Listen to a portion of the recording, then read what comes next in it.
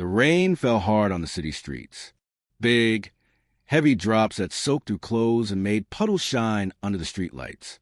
Marcus stood outside Bella's restaurant, watching people eat through the foggy windows. His stomach hurt, not the kind of hurt from a little hunger. The deep, twisting hurt that comes when you haven't eaten in 2 whole days. Inside the restaurant, people laughed. They cut into thick steaks. They wiped their mouths with white napkins. They didn't see him standing in the rain, pressed against the brick wall, trying to stay under the tiny bit of roof that stuck out above the door. Marcus was 23 years old, but tonight he felt ancient. His shoes had holes in them. His jacket was too thin. Water dripped from his hair down his neck, cold as ice. He should leave. He knew that, but the smell of food kept him frozen there, breathing it in like it could fill his empty stomach. You can't stand there. Marcus jumped. A security guard stood in the doorway, arms crossed, face hard as stone. "I'm going," Marcus said quietly. His voice was hoarse. "I am sorry." He turned to walk back into the rain, back to the shelter that might be full by now, back to another night with nothing. "Wait!" A different voice, softer. A young woman stood in the doorway now, wearing a black waitress uniform with a white apron. She had kind eyes, and her hair was pulled back in a neat bun. Her name tag said Maya. "It's okay, Joe," she said to the security guard. "I've got this." Joe frowned but stepped back inside. Maya looked at Marcus, really looked at him, not the way most people did. Quick glances that slid away like they were scared to see too much. She looked at him like he was a real person. "When did you last eat?" she asked. Marcus swallowed hard. It's okay. I didn't mean to bother anyone. That's not what I asked." Her voice was gentle but firm. "When?" "Tuesday," he whispered. "Tuesday morning. Someone left half a sandwich on a bench." Today was Thursday night. Maya's face didn't change much, but something flickered in her eyes. Sadness, maybe, or anger at the world that let people go hungry. "Come around to the back door," she said. 5 minutes. "I don't have money," Marcus said quickly. "I can't pay." "I didn't ask you to pay." She was already walking back inside. 5 minutes. Back door.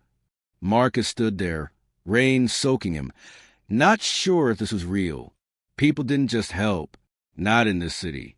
Not for free. But his stomach hurt so bad, and something in her voice made him trust her. He walked around the building on shaky legs. The back alley smelled like trash and old grease, but he didn't care. A single light bulb hung above the metal door. True to her word, 5 minutes later, the door opened. Maya stepped out holding a plate covered with aluminum foil. Steam rose from the edges. "Sit," she said, pointing to an old milk crate someone had left by the dumpster. Marcus sat. His hands shook as she handed him the plate. Under the foil was real food. A piece of grilled chicken, still hot, mashed potatoes with butter melting on top, green beans, a roll with more butter. His eyes burned with tears he couldn't explain. "There's a fork wrapped in the napkin," Maya said. "Take your time. Nobody's rushing you." "Why?" The word came out broken. "Why are you doing this?" Maya smiled, a real smile that reached her eyes. "Because I've been hungry before. Not like you maybe, but hungry enough to know how it feels. And because it's just food. We throw away 3 plates like this every night. Seems stupid to waste it when someone needs it." Marcus wanted to say thank you, but the word stuck in his throat. Instead, he started eating, slowly at first, then faster. The food was so good it hurt, warm and real and solid. Maya didn't leave.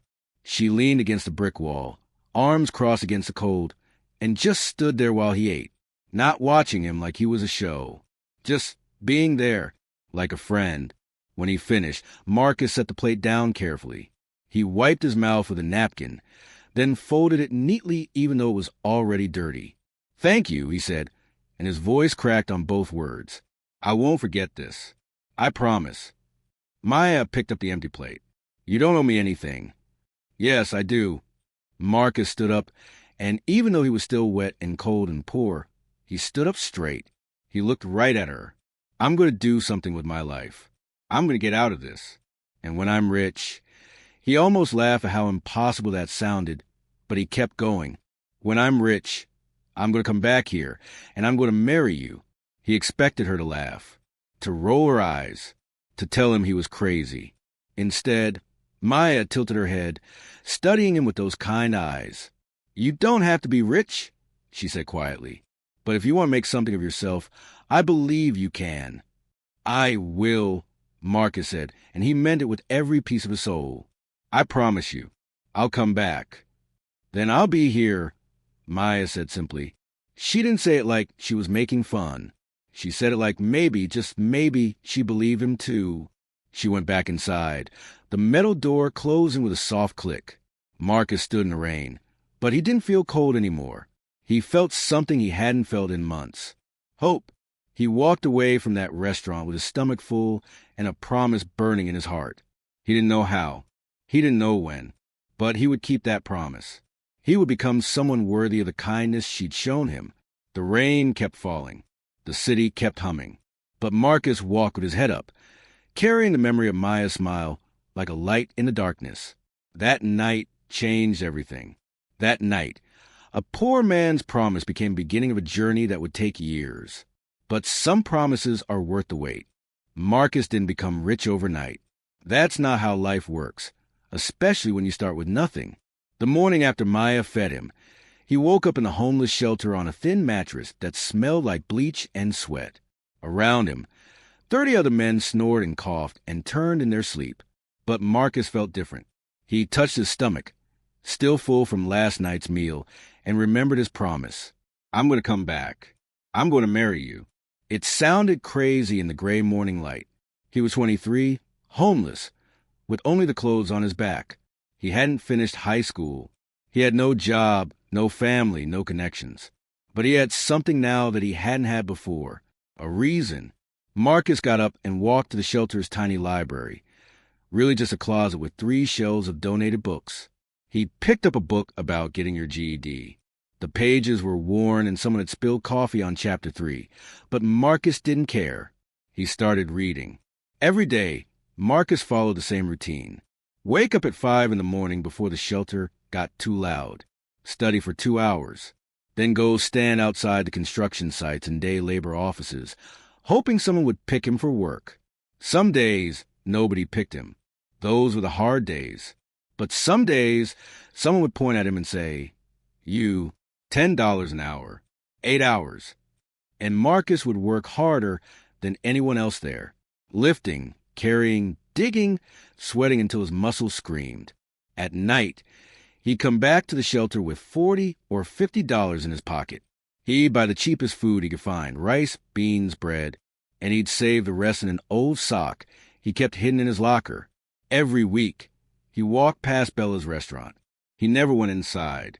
He wasn't ready yet. But he'd look through the window, hoping to see Maya. Sometimes he did. She'd be carrying plates or refilling someone's water, moving gracefully through the crowded restaurant. And Marcus would feel that spark of hope again, burning bright in his chest. Keep going. Keep working. Keep the promise. 6 months later, Marcus passed his GED test. He celebrated alone in his shelter bed, holding the certificate in shaking hands. It was just a piece of paper, but to Marcus, it felt like gold. The old man in the next bed, a veteran named Frank, saw Marcus staring at his certificate. "What's that?" Frank asked. "My GED," Marcus said, unable to stop smiling. "I did it." Frank nodded slowly. "What's next?" Marcus hadn't thought that far ahead. I don't know. Community college. Frank said, "My nephew went. It's cheap. They got financial aid for folks like us.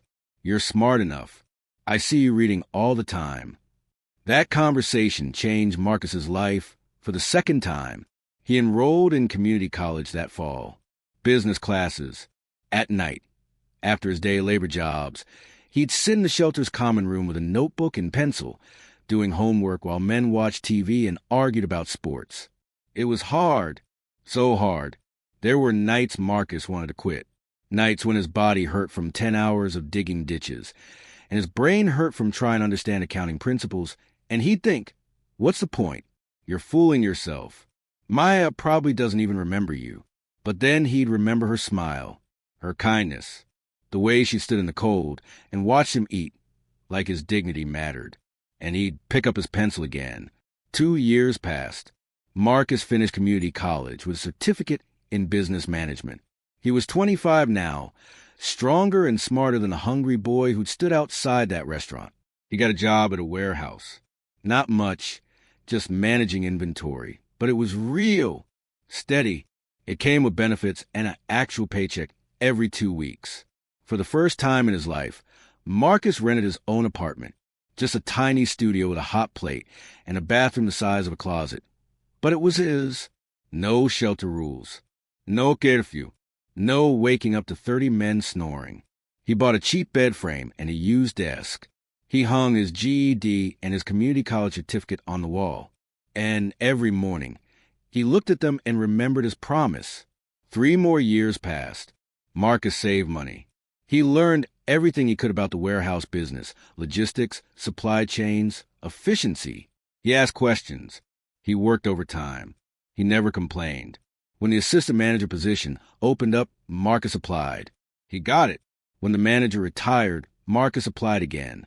He got that too. At 28 years old, Marcus was managing the entire warehouse. He wore button-up shirts now instead of ripped jeans. He had a car, nothing fancy, but it ran.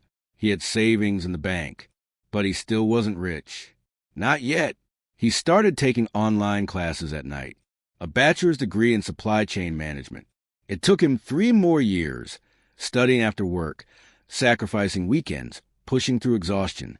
But at 31, he graduated, and 6 months later, everything changed. A large logistics company offered Marcus a job as a regional director. The salary made his hands shake when he saw the offer letter. $85,000 a year. To most people, that wasn't rich. But to Marcus, the boy who'd once gone 3 days without eating, it felt like all the money in the world. He accepted the job. Within 2 years, he'd proven himself so valuable that they promoted him again.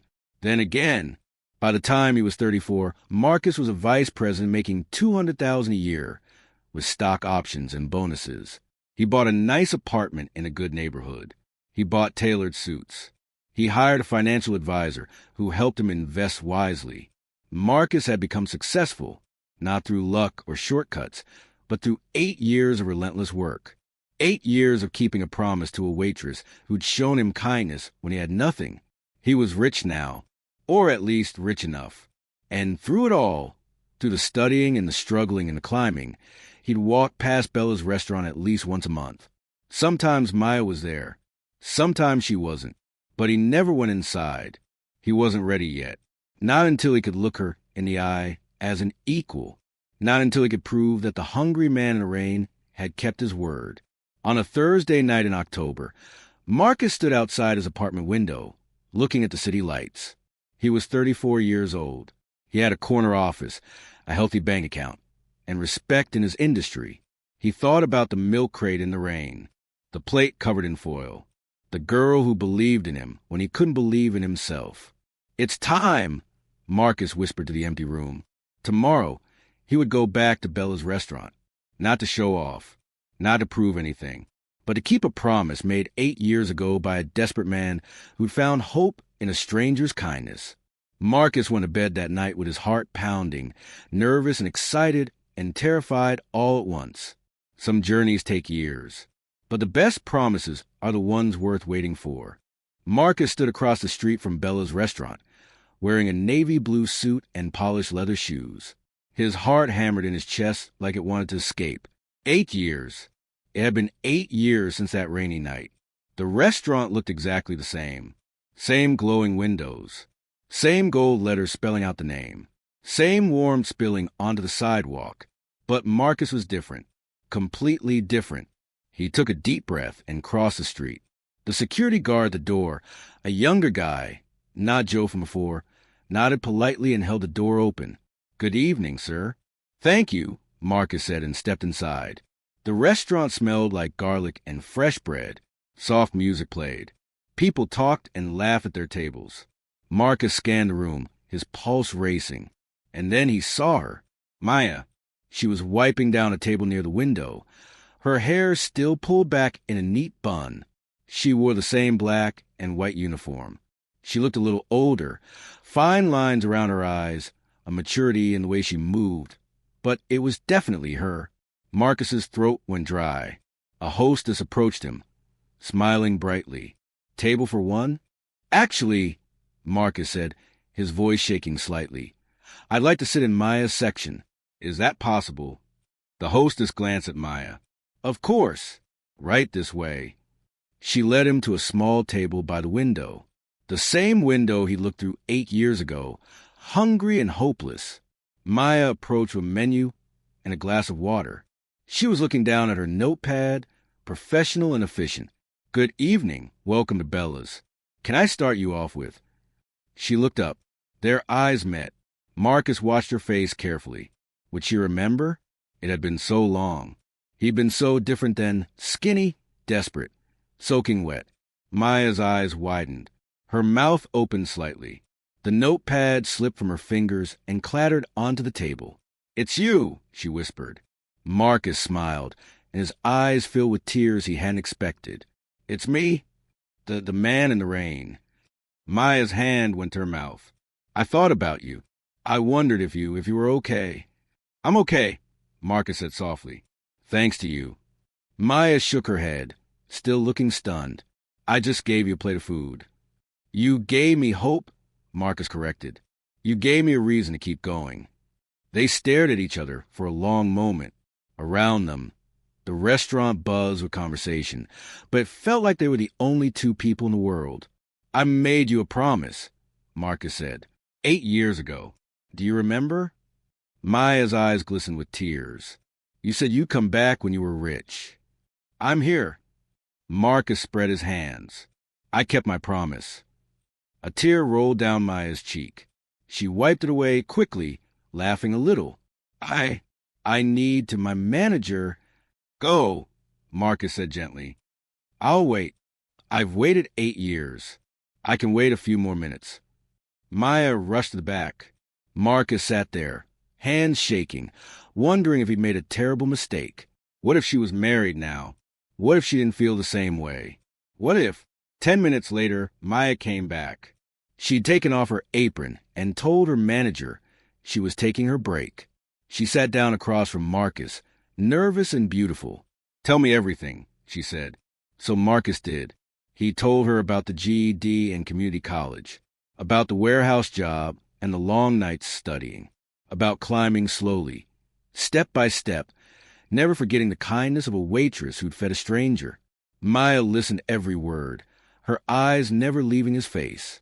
"I didn't come here to show off," Marcus said finally. "I came here to say thank you, and to tell you that you changed my life. You saw me as a person when everyone else saw trash. That meant everything."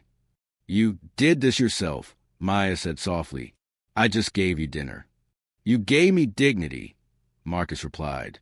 "That's worth more than food." They talked for 2 hours. Maya's break ended, but she stayed anyway. Her manager frowned but didn't interrupt. Marcus learned that Maya was 29 now. She'd been working at Bella's for 9 years, saving money to someday open her own small restaurant. She lived with her grandmother and helped pay for her medication. She dated a few people, but nothing serious. "I thought about you sometimes," Maya admitted, blushing. "The man in the rain who promised to come back. I didn't really believe you would, but I hope. I never stopped thinking about you," Marcus said honestly. When the restaurant closed at 10, Marcus walked Maya to her car. The night air was cool and smelled like rain, just like it had 8 years ago. "Can I see you again?" Marcus asked, not because of the promise, not because I owe you, but because I'd like to know you, the real you. Maya smiled. "I'd like that too." They started slowly. Coffee dates on Saturday mornings. Walks in the park on Sunday afternoons. Long phone calls during the week where they talked about everything: dreams, fears, childhood memories, favorite foods. Marcus didn't try to impress Maya with expensive restaurants or flashy gifts. Instead, he listened. He asked questions. He showed up when he said he would. He respected her time and her space. Maya saw the man Marcus had become. Humble despite his success, kind despite his struggles, genuine despite having every reason to be bitter about his past. And Marcus saw Maya, not as the angel who'd saved him, but as a real woman with her own dreams and worries and strengths. 6 months after that first reunion, they were officially dating. Marcus helped Maya write a business plan for her restaurant dream. Maya helped Marcus remember to slow down and enjoy life, not just work constantly. They built something together, not based on debt or gratitude, but on genuine respect and growing love. 1 year later, on a rainy Thursday night, Marcus took Maya back to the alley behind Bella's restaurant. The same alley where she'd handed him a plate of food so long ago. The old milk crate was still there, rusty and worn. "Sit," Marcus said, pointing to it, just like she had done. Maya sat, confused but smiling. Marcus got down on one knee in the alley in the rain, just like he'd been that desperate night. But this time, he wasn't begging. He was offering. 8 years ago, I made you a promise, Marcus said, pulling out a small velvet box. I said I'd marry you when I was rich. Well, I'm not just rich in money now. I'm rich in purpose. I'm rich in gratitude. And I'm rich in love for you. Maya, will you marry me? Maya cried. She nodded. She said yes. They got married 6 months later in a small ceremony.